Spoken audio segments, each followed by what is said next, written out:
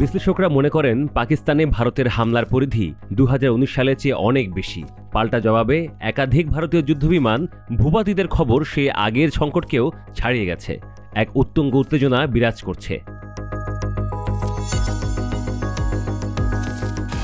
যুদ্ধ কোন দিকে মোড় নেয় তা সময়ই বলবে।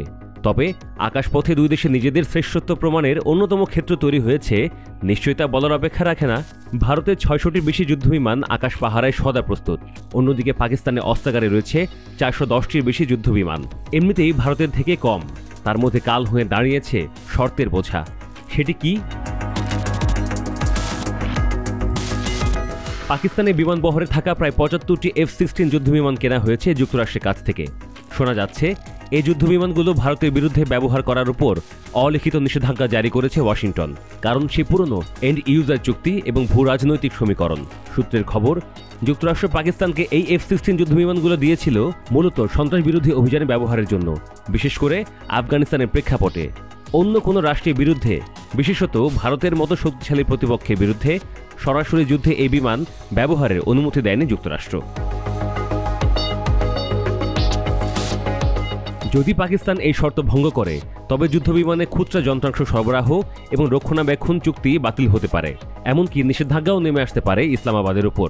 2019 সালে পুলওয়ামা হামলার পর বালাকোটে ভারতীয় বিমান হামলার পরিপ্রেক্ষিতে অভিযোগ উঠেছিল পাকিস্তান F-16 ব্যবহার করে ভারতীয় সামরিক স্থাপনায় আঘাত হেনেছিল, যদিও সেই সময় যুক্তরাষ্ট্র নীরবে দুই দেশের মধ্যে ঝামেলা মিটিয়ে দিয়েছিল।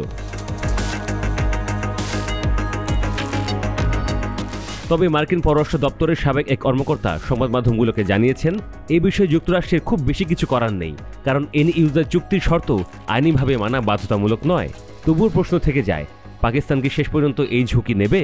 বিশেষজ্ঞরা মনে করেন, একেবারে ঠেকায় না পড়লে শেষ মুহূর্ত পর্যন্ত তারা অপেক্ষা করবে F-16 ব্যবহারের ক্ষেত্রে। তবে পাকিস্তানের হাতে অন্য একটি শক্তিশালী বিকল্পও রয়েছে, চীনের তৈরি জেন-10C ভিগোরাস ড্রাগন। অত্যাধুনিক গতি, পাল্লা, শক্তিশালী রাডার এবং ক্ষেপণাস্ত্রের সক্ষমতায় এই যুদ্ধবিমান অনেককে টেক্কা দিতে পারে।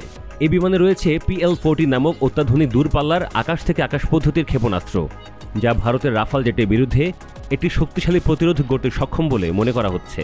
বর্তমানে পাকিস্তানের বিমান বহরে 25 থেকে 30টি জেন-10C রয়েছে বলে শোনা যায়।